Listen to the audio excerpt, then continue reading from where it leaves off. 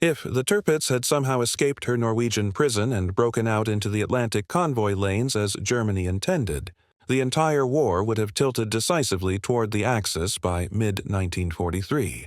Except that scenario requires ignoring the single most catastrophic naval decision ever made by a British admiral, the convoy disaster it created, and the brutal reality that Tirpitz's escape would have accelerated her destruction rather than delivered victory. On July 4, 1942, Admiral Sir Dudley Pound, First Sea Lord of the Royal Navy, received intelligence suggesting that Tirpitz was putting to sea to intercept Arctic convoy PQ-17.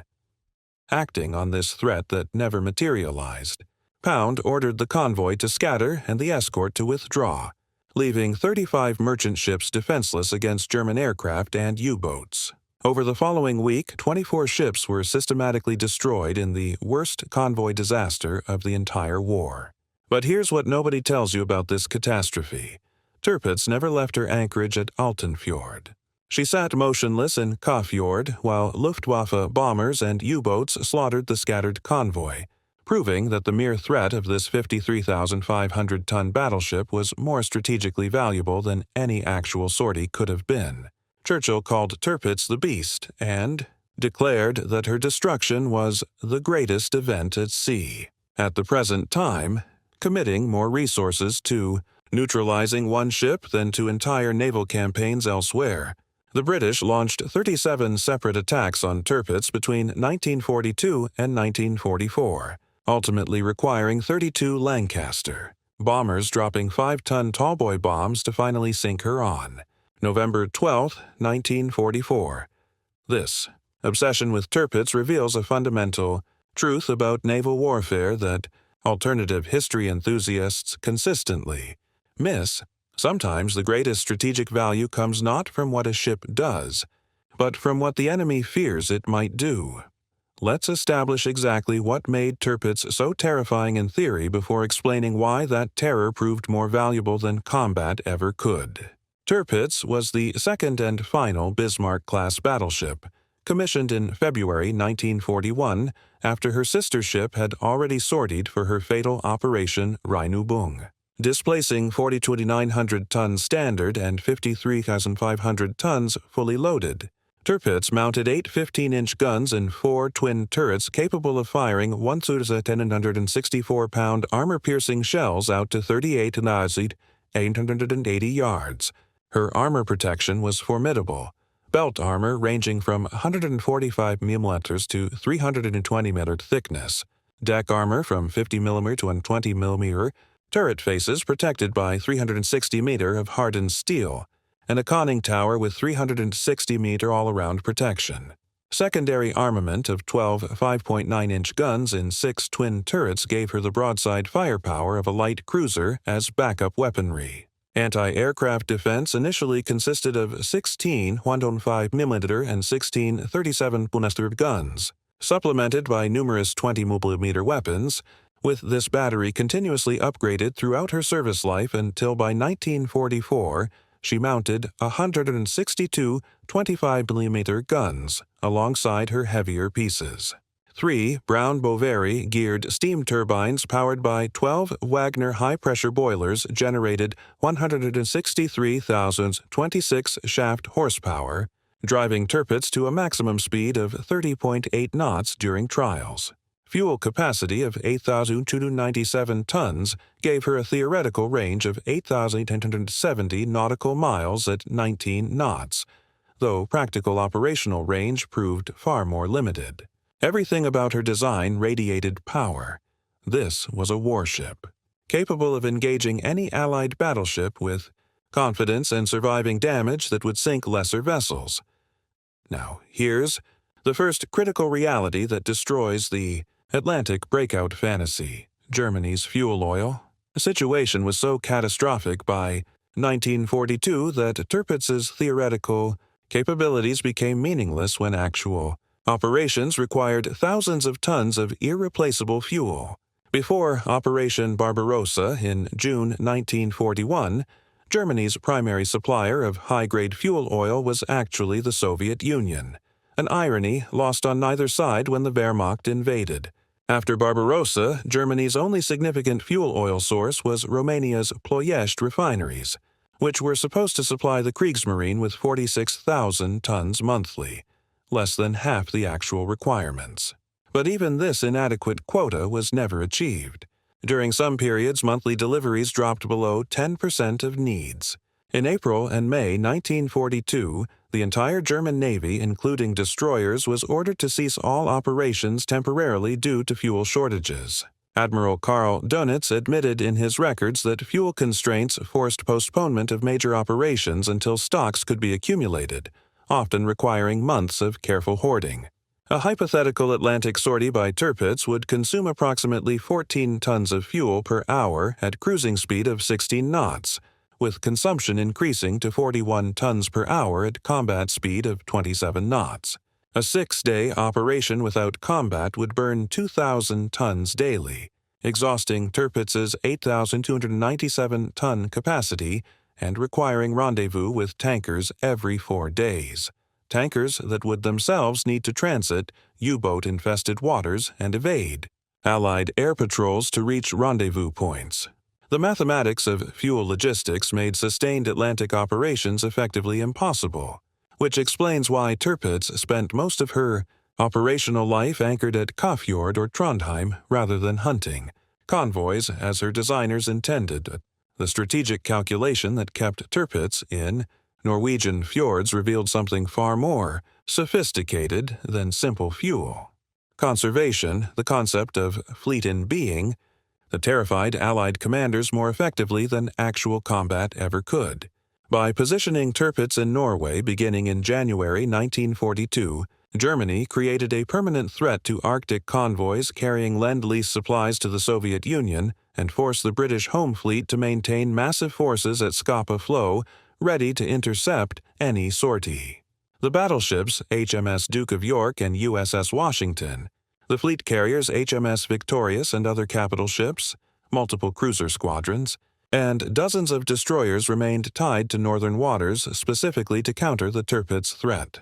These forces would have proven invaluable in the Mediterranean, where the Royal Navy was fighting desperately to supply Malta and prevent Axis forces from severing British supply lines to Egypt, or in the Pacific, where the Japanese rampage through Southeast Asia and the Indian Ocean was stretching Allied naval resources to breaking point. But Churchill's obsession with Tirpitz kept these assets in the north, where they conducted endless patrols against a ship that rarely left port. The mere possibility that Tirpitz might sortie was enough to disrupt Allied strategy across multiple theaters, achieving through psychological pressure what actual combat operations could never have accomplished. German naval strategists understood this perfectly. As one officer later noted, Tirpitz standing ready was really a bluff due to the fuel situation, but it was a bluff that worked brilliantly as long as the Allies believed it might become real. The PQ-17 disaster demonstrates exactly why this fleet-in-being strategy proved more valuable than any Atlantic breakout could have been. On June 27, 1942, 35 merchant ships departed Iceland for Arkhangelsk carrying 297 aircraft, 5 N-94 tanks, 4,246 trucks and gun carriers, and 156,000 tons of general cargo desperately needed by Soviet forces fighting to stem the German advance. The convoy's escort included 6 destroyers, 4 corvettes, 3 minesweepers, 4 armed trawlers, and 2 anti-aircraft ships, adequate protection against submarines and aircraft but useless against battleship attack. A distant covering force built around HMS Duke of York, USS Washington, HMS Victorious, and multiple cruisers positioned themselves several hundred miles away, ready to intercept if German capital ships sortied. German intelligence tracked the convoy from departure, and Luftwaffe reconnaissance maintained contact as PQ-17 steamed north of Bear Island into the Barents Sea. The Kriegsmarine prepared Operation Rüsselsprung with Tirpitz, Scheer, Lützow, Hipper, and 10 destroyers at Norwegian bases, the strongest surface force ever assembled for convoy attack. On July 4th, Tirpitz and Hipper departed Trondheim for Alten Fjord, moving closer to the convoy routes while Scheer and other units maneuvered from their positions. British intelligence detected these movements and informed Admiral Pound in London. Fearing that Tirpitz would break through the covering force and annihilate the convoy, Pound made his fateful decision at 21:11 hours on July 4th. He ordered the cruiser force to withdraw westward, then at 21:23 ordered the convoy to disperse, and finally at 21:36 sent the most devastating signal: "Convoy is to scatter." What happened next revealed the difference between the threat of Tirpitz and the reality of German naval power in 1942. As the escort withdrew and merchant ships scattered, German bombers and U-boats fell upon the isolated vessels like wolves on scattered sheep. On July 5th, 12 ships were sunk. On July 6th, another 7 went down. The slaughter continued for days as German forces systematically hunted the defenseless freighters across hundreds of miles of Arctic Ocean. Pan-Atlantic was hit by 2 bombs from a Ju-88 at 18:10 hours on July 6th. The cordite cargo, exploding and blowing apart the forward section so violently the ship sank in 3 minutes before any distress signal could be sent. Carleton went down with her cargo of tanks and aircraft. Fairfield City was torpedoed by U-703, breaking in half and sinking within minutes. The statistics tell the grim story. Of 35 merchant ships, only 11 reached Soviet ports. The Allies lost 24 ships carrying 430 tanks, 210 bombers, 3,350 vehicles, and 99 to 1,316 tons of other cargo. It was the single worst convoy disaster of the entire war. But here's the critical detail that alternative history scenarios always ignore. Tirpitz never came near PQ-17. After moving to Altenfjord on July 4th, she departed for the attack on July 5th, but Hitler personally ordered the operation cancelled after only a few hours at sea when reconnaissance reported that Allied covering forces were nearby. Tirpitz returned to Altenfjord having accomplished nothing except causing Admiral Pound to make the worst decision of his naval career. The convoy was destroyed not by Tirpitz's guns but by the fear of what those guns might do. Now consider what would have happened if Tirpitz had actually broken out into the Atlantic, the way the alternative history scenario imagines. The first and most immediate consequence would have been detection long before she reached convoy lanes, followed by concentration of overwhelming Allied forces that would have made survival unlikely and success impossible. Britain learned harsh lessons from Bismarck's sortie in May 1941, developing comprehensive surveillance networks that made undetected passage through the Iceland-Faroes Gap effectively impossible by 1942. Long range. PBY Catalina patrol aircraft operated from Iceland and Scotland, maintaining continuous surveillance of the passages between Greenland, Iceland, the Faroes, and Scotland through which any German capital ship would need to pass. Coastal radar stations provided overlapping coverage that could detect large surface vessels at ranges exceeding 50 miles. The home fleet maintained regular patrols with cruisers positioned to shadow any German units attempting the passage and call in heavier forces. Ultra-intelligence derived from breaking Enigma codes gave British commanders advance warning of German naval movements, allowing pre-positioning of forces before breakout attempts began. The infrastructure of surveillance and response that the Royal Navy had developed specifically to contain Bismarck-class battleships meant that any Tirpitz sortie would be detected within hours, tracked continuously, and engaged by forces assembled, specifically to sink her. The comparison to Bismarck's fate reveals exactly why a Tirpitz Atlantic breakout would have ended in disaster rather than the convoy rampage that alternative histories imagine. Bismarck sortied on May 18, 1941, accompanied by heavy cruiser Prinz Eugen for Operation Rheinübung intended to attack Atlantic convoys. British intelligence detected the departure almost immediately, and cruisers HMS Suffolk and HMS Norfolk made radar contact in the Denmark Strait on May 23. The pursuing force, including battlecruiser HMS Hood and battleship HMS Prince of Wales, engaged on May 24, with Bismarck sinking Hood but suffering damage that contaminated forward fuel tanks, reducing her operational radius and forcing abandonment of the Commerce raiding mission. Bismarck attempted to reach Brest for repairs, But British carrier aircraft from HMS Ark Royal scored a torpedo hit on her rudder during the evening of May 26, jamming the steering and leaving her unable to maneuver effectively. On May 27th, battleships HMS King George V and HMS Rodney engaged Bismarck in a one-sided battle where the crippled German ship absorbed tremendous punishment. Estimated hits included 4 16-inch shells, several 14-inch shells, hundreds of 6-inch shells, and at least 3 torpedo hits before she finally sank at 10:39 hours. Of Bismarck's 2,221-man crew, only 115 survived. This entire sequence from departure to sinking took just 9 days, demonstrating that even the most powerful German battleship couldn't survive when the Royal Navy committed sufficient forces to her destruction. Tirpitz, attempting the same operation in 1942 or 1943, would face even more formidable opposition: more patrol aircraft with better radar, more escort carriers providing air cover for hunting groups, better intelligence about German movements, and battle-hardened Royal Navy crews who had learned from Bismarck exactly how to find and kill battleships attempting Atlantic raids. The convoy system's effectiveness by 1942-1943 represents another insurmountable obstacle that makes the Tirpitz dominates Atlantic scenario impossible. Early in the war, Germany achieved stunning success against independent ships and weakly escorted convoys. In 1940-1941, U-boats operated in what they called the happy time, sinking hundreds of thousands of tons of shipping monthly. But the Allies rapidly developed convoy tactics, escort technologies, and coordination procedures that transformed the Battle of the Atlantic from potential German victory into decisive Allied triumph. Statistical analysis reveals the convoy system's effectiveness. Of approximately 2,700 Allied and neutral merchant vessels sunk by submarines during the entire war, less than 30% were torpedoed while sailing in convoy, 60% were unescorted stragglers or independents, and the remainder were ships separated from convoys.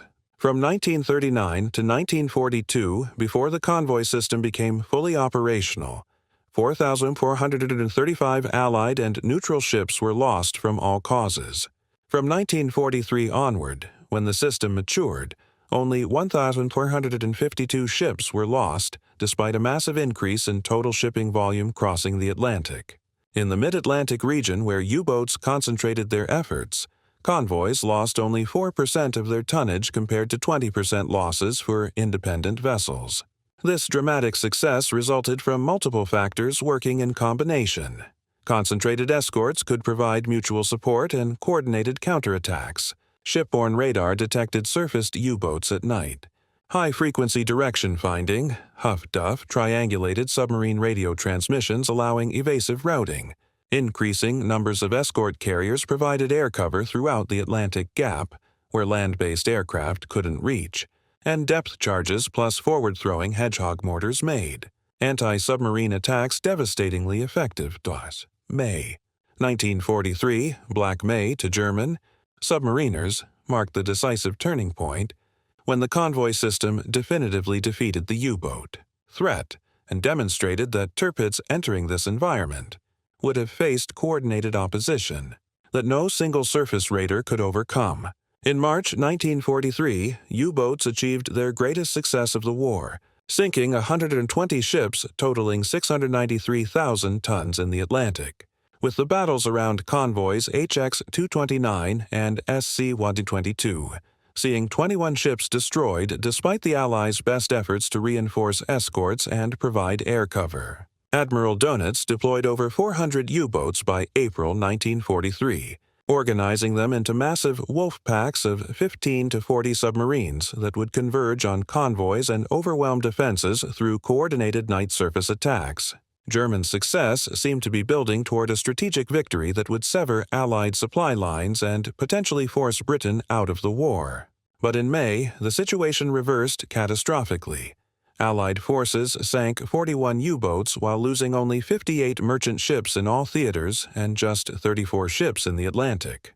The turning point came during the battle for convoy ONS-5 on the night of May 5-6, when 7 escort vessels reinforced by an additional escort group sank 5 U-boats in a single night of frantic action while the convoy steamed into Grand Banks fog that rendered U-boats' visual targeting useless but allowed escorts' centimetric radar to track and kill them. 2 additional U-boats collided with each other in the darkness and sank, bringing total German losses to 7 submarines destroyed for minimal Allied shipping losses. Dönitz withdrew his wolf packs from the North Atlantic on May 24th, admitting that losses have reached an intolerable level. For all practical purposes, the Battle of the Atlantic was over.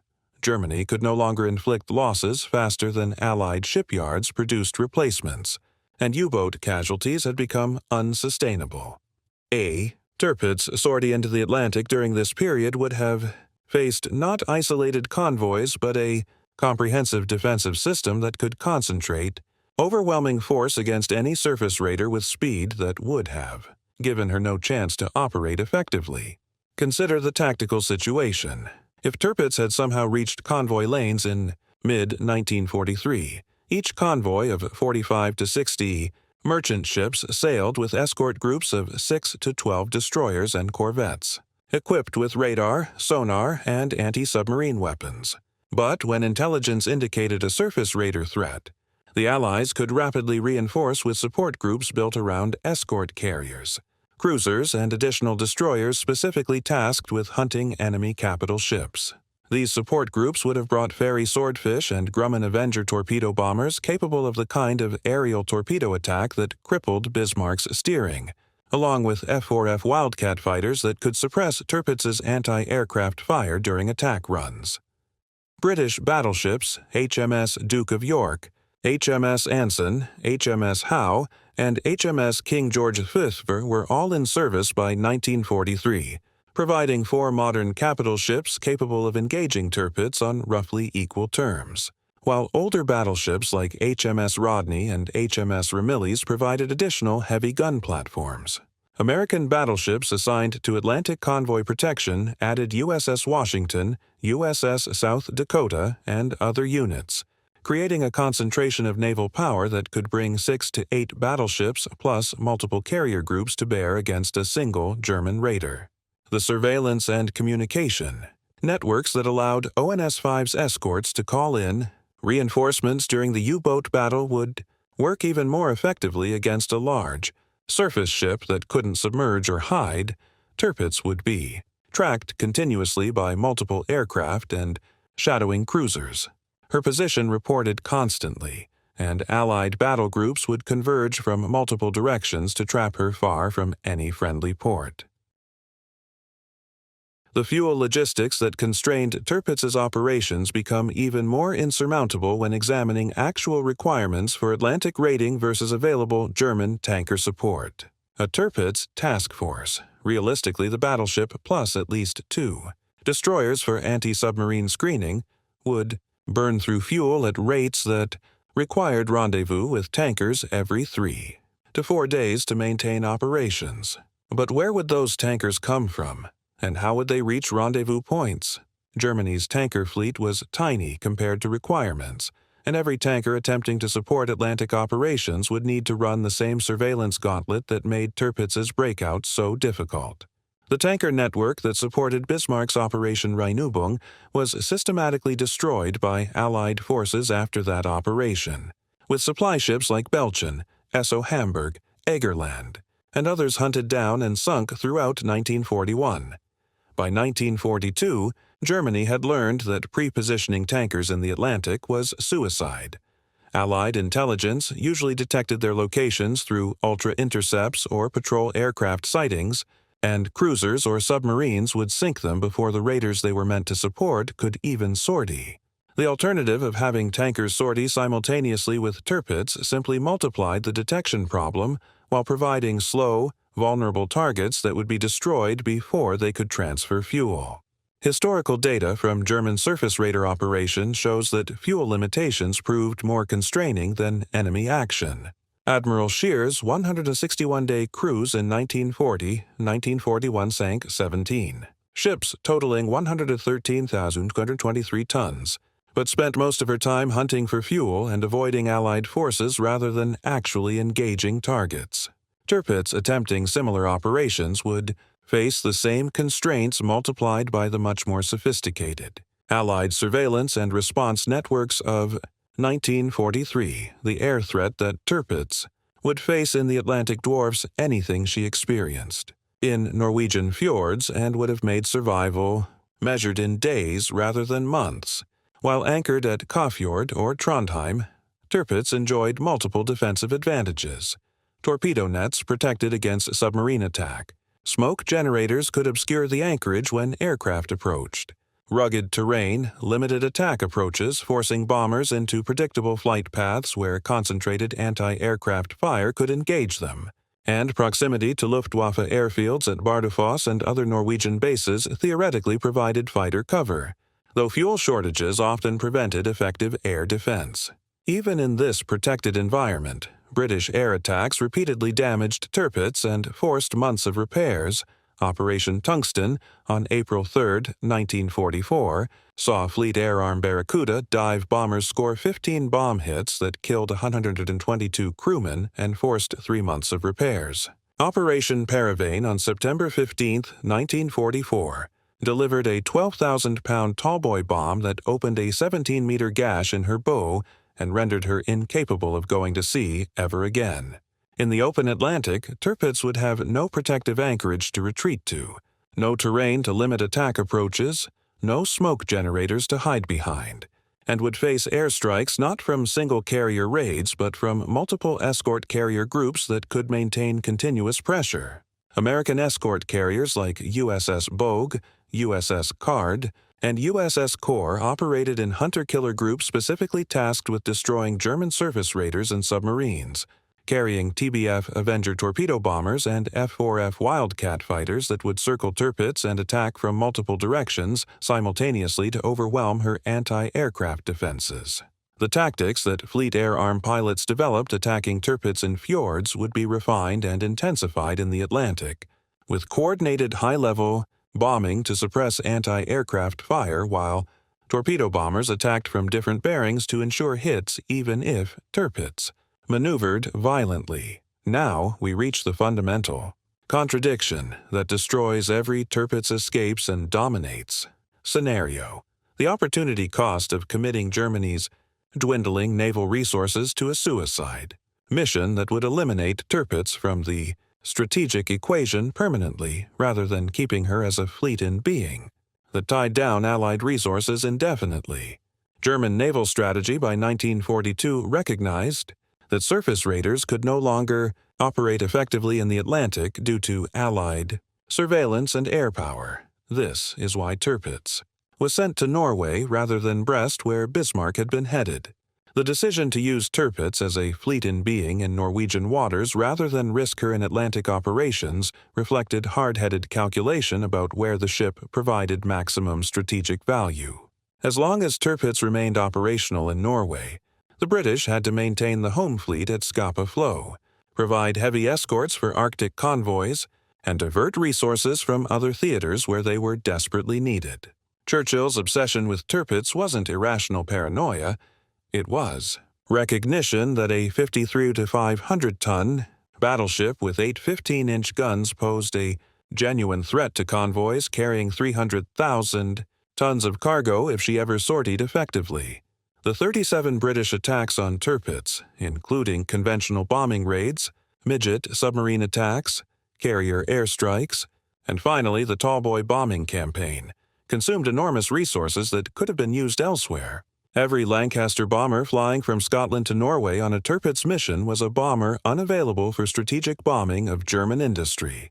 Every fleet carrier positioned off Norway was a carrier not supporting Mediterranean operations or training for Pacific deployment.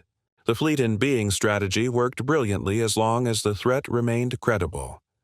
Sending Tirpitz on an Atlantic sortie would have ended this strategic advantage immediately and permanently.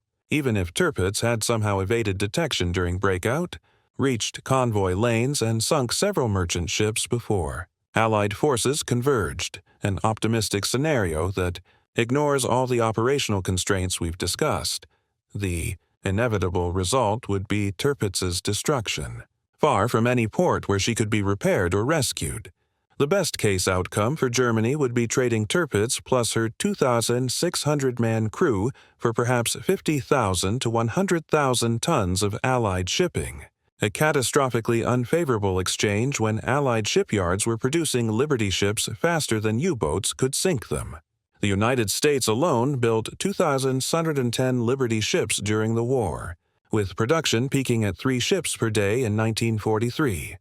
The entire merchant marine tonnage that Tirpitz might sink in a month-long rampage could be replaced in 2 weeks of American production. Meanwhile, Germany could never replace Tirpitz. Her construction required 3 years of work by specialized shipyard workers using critical materials that Germany desperately needed for other purposes. The 53,500 tons of steel in Tirpitz's hull represented enough material to build 500 Panzer IV tanks or 1,000 Focke-Wulf FWW-190 fighters, weapons that might actually have influenced the war's outcome. Trading an irreplaceable battleship for replaceable cargo ships makes sense only if the battleship has no alternative use. But Tirpitz's fleet in being role provided continuous strategic value without risking her loss. The historical attacks that finally sank Tirpitz demonstrate exactly why an Atlantic sortie would have been even more suicidal. After Operation Paravane damaged Tirpitz so severely she could no longer go to sea, the Germans moved her to Tromsø as a floating battery to defend against potential Allied invasion of northern Norway.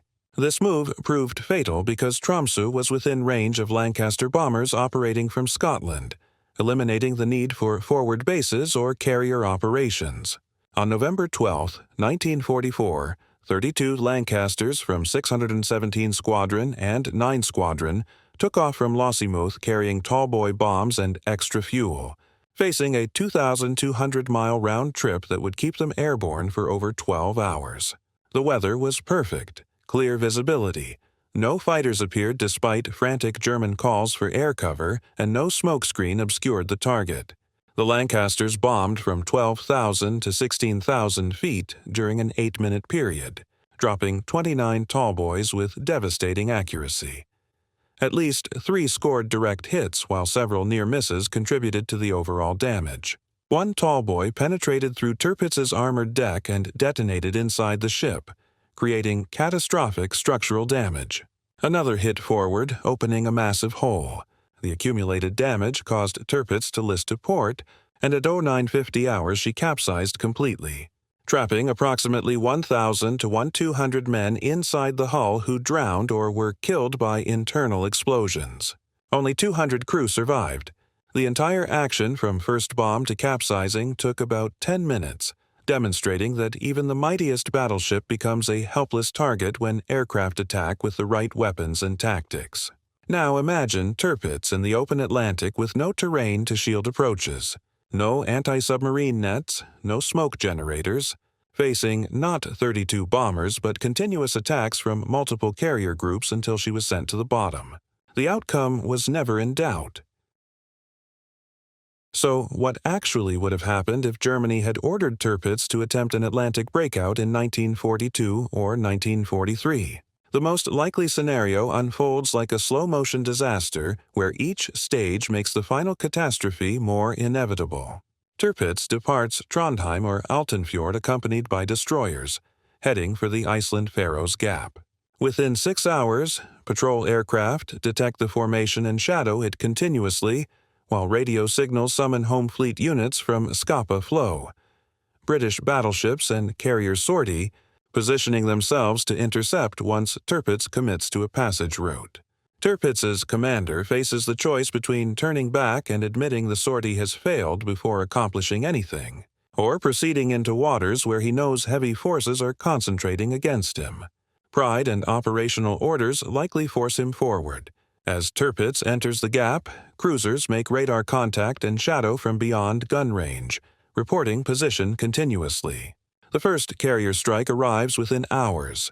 Ferry Swordfish torpedo bombers escorted by fighters, attacking from multiple bearings to split Tirpitz's anti-aircraft fire. The slow, obsolete Swordfish prove difficult targets for Tirpitz's heavy guns, and their torpedoes are reliable weapons that score hits even against violently maneuvering targets. Several torpedoes hit below the waterline, flooding compartments and reducing speed. Tirpitz is still dangerous but can no longer run, trapped between pursuing British battleships approaching from astern and blocking forces ahead. A second carrier strike inflicts more damage, and eventually a torpedo jams the rudder the same way Bismarck's steering was disabled. Once Tirpitz can't maneuver, the endgame is inevitable. British battleships close to gun range and systematically destroy the crippled ship with heavy-caliber gunfire, while Tirpitz's desperate return fire achieves a few hits, but nothing that stops the execution. Within 72 hours of leaving Norway, Tirpitz is on the bottom, and Germany has permanently lost the fleet in being that tied down more Allied resources than any other single naval asset, the alternative, where Tirpitz somehow evades all this and reaches convoy lanes requires such implausible luck that it belongs in fiction rather than serious historical analysis. But even accepting this miracle, what then? Tirpitz encounters a 50-ship convoy escorted by 6 destroyers and a corvette. She opens fire at maximum range with her 15-inch guns, and the first salvos score hits on a tanker and a freighter, sinking both. The convoy scatters while escorts lay smoke and call for help. Tirpitz spends the next 4 hours hunting scattered ships, sinking perhaps 6 more before fuel consumption, and the knowledge that Allied forces are converging forces her to break off. She's sunk 8 ships totaling 40,000 tons. A successful action by raider standards, but meaningless strategically when Allied production replaces those losses in 48 hours.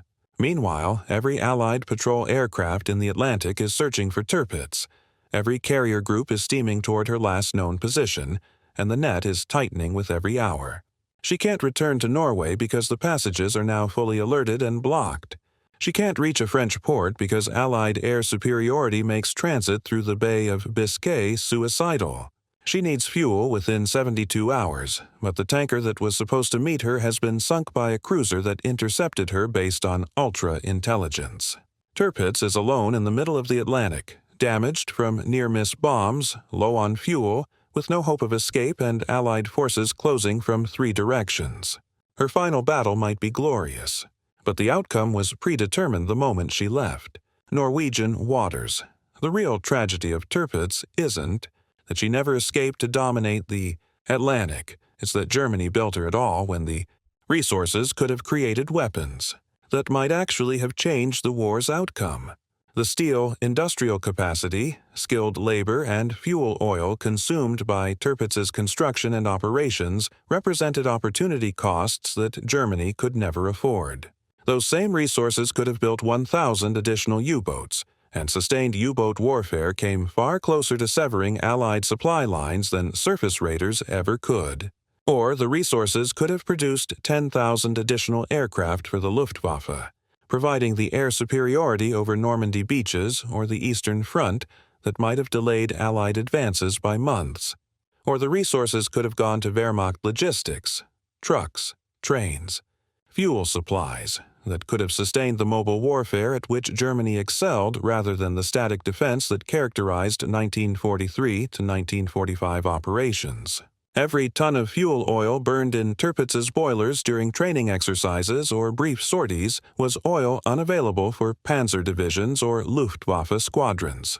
Every skilled worker maintaining Tirpitz's turbines was a worker unavailable for aircraft or tank production. The strategic bankruptcy of Germany's surface fleet is evident in a simple statistic. The entire Kriegsmarine surface force combined sank less tonnage during the entire war than a single successful U-boat patrol could destroy. The most successful U-boats like U-48 sank over 50 ships each, while Tirpitz's guns never fired at an enemy merchant ship during her entire career. The lesson isn't that Tirpitz was a bad ship. By battleship standards, she was magnificent. Probably the most powerful European battleship ever built. The lesson is that battleships themselves had become strategically obsolete for the kind of war Germany was fighting, and that fleet-in-being operations provided more value than active employment ever could. Churchill understood this paradox better than German planners.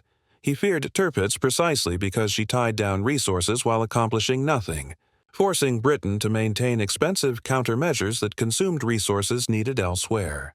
If Tirpitz had sortied and been sunk, Churchill would have been relieved, not devastated, because her destruction would have freed British forces for offensive operations rather than defensive containment. German retention of Tirpitz in Norway as a permanent threat was the correct strategy given the constraints they faced.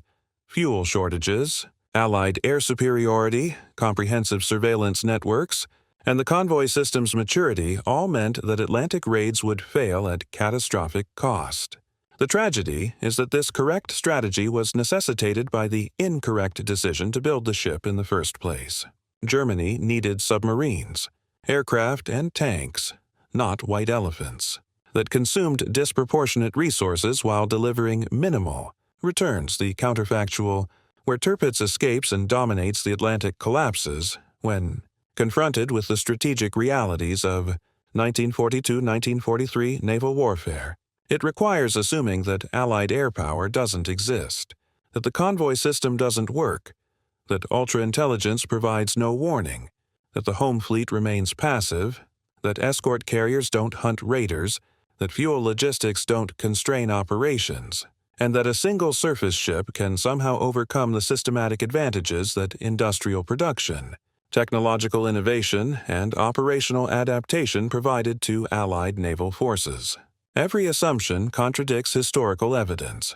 The Battle of the Atlantic was won not by individual ship actions but by the convoy system, by escort tactics, by closing the air gap, by ultra-intelligence, by shipbuilding programs that replaced losses faster than they occurred, and ultimately by the same industrial and technological superiority that decided every theater of World War II. Tirpitz represented the past, the battleship era when capital ships dominated, naval warfare through gun power and armor protection. But by 1942, the future belonged to aircraft carriers, submarines, escort vessels, and the logistic systems that sustained continuous operations. Tirpitz's greatest contribution to Germany's war effort was remaining in Norwegian fjords as an imaginary threat, rather than being expended in real combat that would have destroyed her without changing strategic outcomes. That's not the dramatic story that alternative histories want to tell, but it's the truth that naval records and operational constraints prove beyond doubt. Atlantic victory wasn't assured by building bigger battleships. It was assured by building more merchant ships than submarines could sink, more escort vessels than raiders could evade, and more aircraft than anti-aircraft guns could shoot down. And on every dimension that actually mattered, the Allies held overwhelming advantages that no single German battleship could overcome, regardless of how thick her armor or how large her guns.